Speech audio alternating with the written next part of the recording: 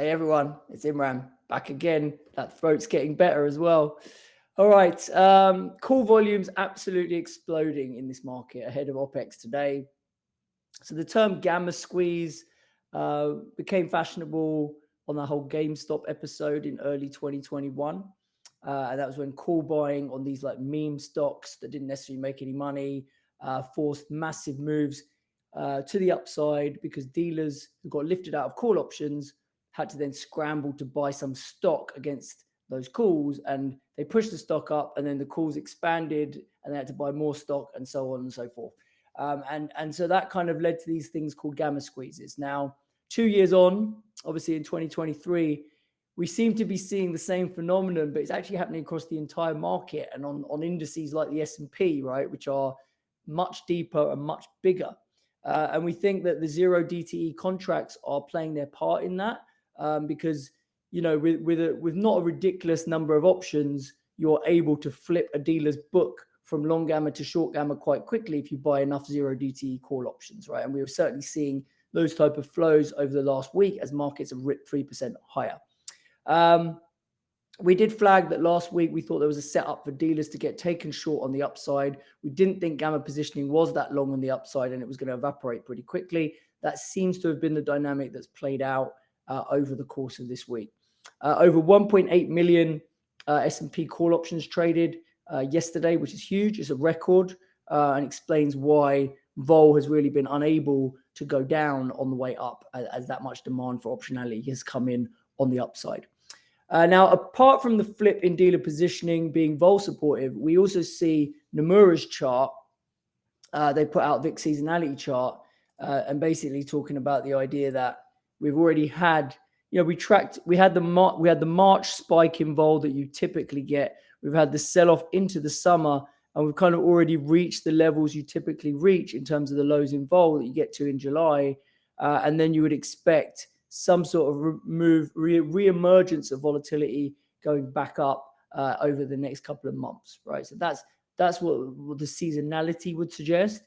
Given the macro uncertainty so far this year, the number of narrative shifts that we've had, we would think there's plenty of room for markets to be surprised in the second half of the year. So we kind of sympathize with the view that you're going to reach some sort of low in vol, and vols have got the potential to pick up. You know, as we head into September, October tends to be that where you get the real vol spikes. Okay, looking over at our dashboard, what are we seeing? US and Chinese stocks obviously having a great day. S&P up 1.2, as was Nasdaq. China up over 2% as well, as you know, looks like stimulus is coming through. They've obviously cut their rates a little bit and talking about some support for the property sector. European stocks did lag after a hawkish ECB did hike 25 bips and signaled another hike. The dollar retreated on the back of that as euro bounced back above 109s.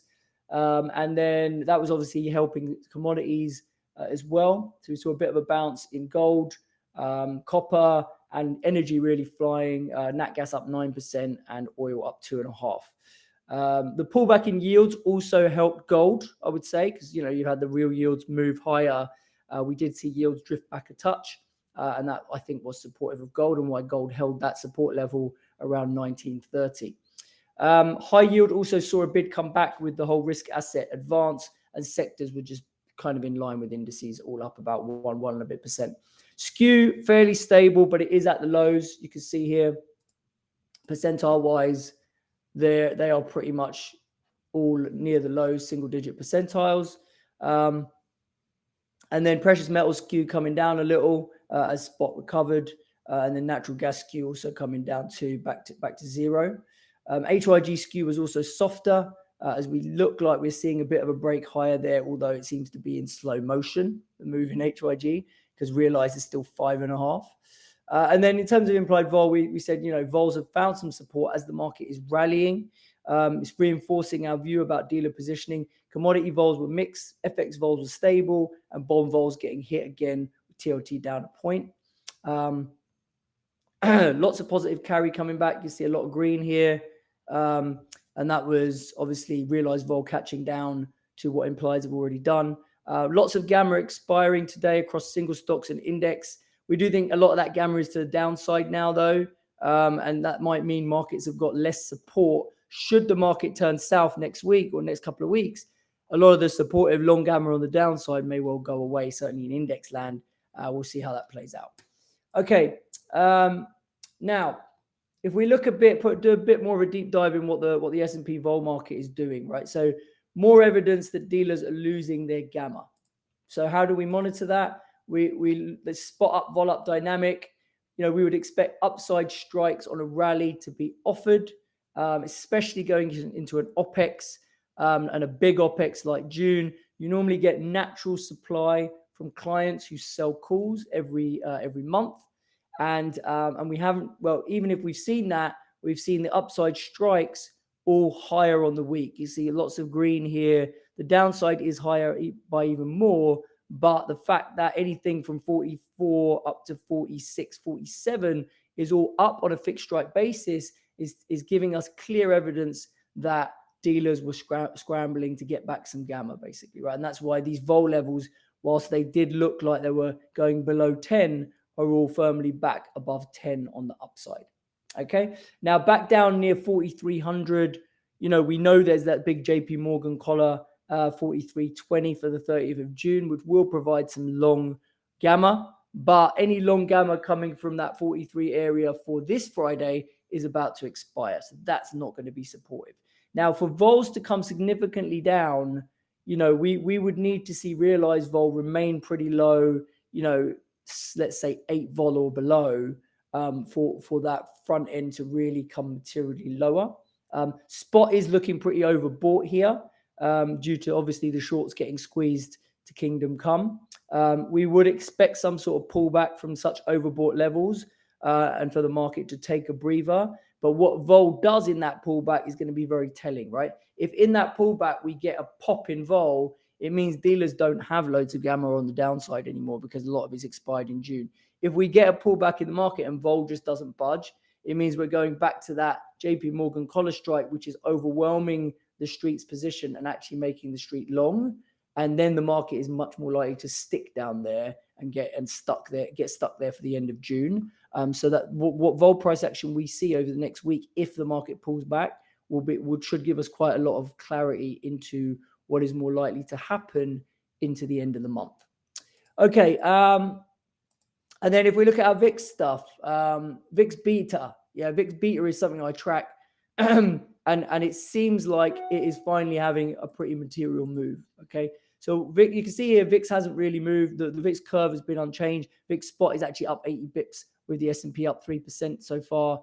But the VIX beta, the 1 month VIX beta, has gone to -2. So we track it here. The green line is the VIX spot. You can see obviously it's very low. It's at the local lows. And then we've got the 3 month beta and the 1 month beta on the VIX. 3 month being the orange line. So you see a big spike in that. It's saying that as vols hit the lows, the VIX beta has just crashed. Okay, and obviously it's going up because it's a negative number. But the VIX beta has crashed, and that is saying to us that VIX is becoming less sensitive to moves higher in the S&P, right? It can't fall. It's struggling to fall anymore. Okay, and that is what we want to see to give us more confidence that the VIX is very likely to find a bit of a support now, right? A bit of a low, a bit of a floor, because the fact that it can't fall with the same velocity as the market rallies is telling us that the chances are it's going to bounce. Okay, so that's the idea. We track how that has evolved over the last few months. So whilst that beta was a month ago, it was quite high at 4.5. It's crashed all the way down to 2 now. Okay, now the VIX roll down is still pretty steep at like above 11% here. So clearly just buying VIX futures, you've got a fair amount of theta to pay just through that roll down if you don't get your pop in VIX, basically, right? So that's a factor you need to consider. And then one last thing is that the VVIX is actually up 6 points on the week, and VVIX does often lead VIX. So we've had this overshoot lower on the VIX, but the VVIX hanging in there. Usually the VIX overshoots and then recovers back in line with what the VVIX is doing. VVIX tends to lead it a bit, and so that's another reason why we think VIX may find a near-term floor. Now, looking at the VIX dashboard, obviously it is in kind of this buy call to bullish risk reversal territory. It has been for a while now, for the last week or so. Problem is buying a bullish risk reversal on the VIX is you're paying up for the skew, right? The skew is very much for calls, and at 45 vols for a $25 risky, the calls are looking pretty expensive. And we've been flagging this, right? The VIX flows have been predominantly call buying all the way down in VIX, right? So there is definitely a chunk of open interest and a lot of call buying that's been done across loads of expiries, July, August, September, you name it. And that is keeping that skew pumped, okay? And then you look at the carry, it's positive 33. So this vol level of 80 vols in the front is not being realized in terms of what the VIX futures are moving around. So to just, we're not really that convinced we want to be outright long a lot of VIX vol right now, but we do think the VIX spot has overshot.